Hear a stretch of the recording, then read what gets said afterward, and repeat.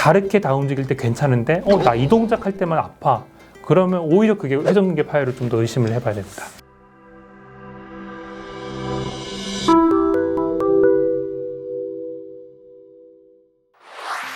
안녕하세요. SNU 서울병원 어깨보는 의사 김대하입니다. 파열이 어느 정도 이상 심해진 파열, 예를 들면 고도 부분 파열이라고 보통 그 정도 경계를 나누는데요. 이제 힘줄 두께 50% 이상 나갔을 경우에는 힘줄 파열이 점점 더 커지는 경향을 보이는 경우가 많습니다. 그리고 그것보다 좀 작은 파열 같은 경우에는 그렇게 장기간 추시 관찰을 했을 때도 그렇게 빨리 커지지 않기 때문에 조금 더 안심하고 볼 수가 있는 거죠. 큰 파열 같은 경우에는 수술을 좀 빨리 하고, 작은 파열 같은 경우에는 좀 두고 볼 수 있는 근거는 크기나 침범 정도에 따른 진행 속도의 차이가 있기 때문에. 회전근개 잘 붙는 것만을 위해서라면 보조기 고정을 하고 가만히 있는 게 이제 가장 최선이겠지만, 실제로 그렇게 고정을 오래 하게 되면은 관절 주변에 이제 유착도 심해지고, 그래서 유착의 가동 범위가 많이 떨어지고 주변의 근육이나 이제 관절의 기능도 떨어지게 됩니다. 회전근개의 그 봉합 부위를 잘 보호하면서도 유착을 막고 관절 가동 범위를 잘 얻을 수 있게 재활을 하는 것이 중요합니다. 회전근개 봉합술 이후에 관절 강직이 오는 경우는 굉장히 많고요. 재활 운동을 해도 어느 정도는 좀 남으시는 분들도 많습니다. 근데 그래도 그 재활 운동을 잘 함으로써 관절 강직을 막을 수 있는 부분이 굉장히 많기 때문에 재활을 잘 하는 것이 중요합니다.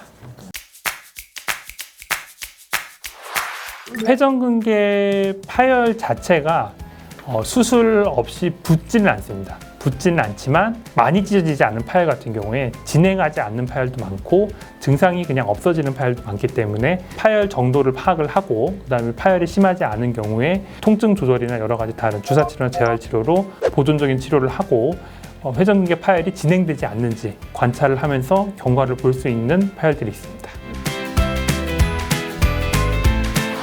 회전근개 파열을 봉합을 했을 때 봉합 부위가 이제 낫는 데는 좀 시간이 걸립니다. 이제 생물학적으로 이제 나타나는 회복의 과정들이 있는데요. 그래서 그 과정들을 잘 고려를 해서 운동을 진행을 해야 되고, 너무 늦게 진행을 하면은 주변 관절이나 이제 근육의 기능이 떨어지기 때문에 가능한 빨리 진행을 하는 게 좋습니다. 재파열을 막으면서도 관절 기능은 가능한 빨리 복귀할 수 있도록 재활을 단계적으로 프로그램을 잘 짜서 진행하는 게 중요하고요. 그런 재활 운동 말고도 환자분들이 실제 생활로 돌아가셔서 어떤 동작을 피해야 하는지, 어떤 정도의 강도로 팔을 쓸 수 있는지를 좀 잘 알려드려야지 일상생활에서도 좀 불편감 없게 팔을 쓸 수 있고 재파열이라든지 그런 것들을 막을 수 있습니다.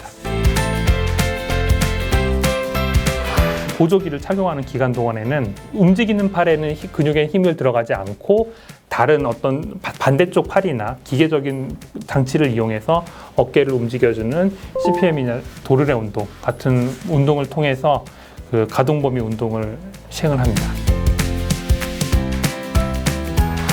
퇴행성 파열 같은 경우에는 이제 관절을 아무래도 많이 쓰시는 분들은 퇴행성 변화가 더 많이 나타나기 때문에 어깨를 많이 쓰는 직업이나 이제 운동을 하시는 분들은 활동량을 좀 조절을 하시는 게 중요하고요. 그래서 작업 환경 개선하는 것도 그런 것도 중요하고, 그리고 이제 외상성 파열 같은 경우에는 다쳤을 때 통증이 발생했을 때 병원에 좀 빨리 오셔서 검진을 받으셔서 좀 조기 진단을 하시는 게 중요하다고 할 수 있습니다. 감사합니다.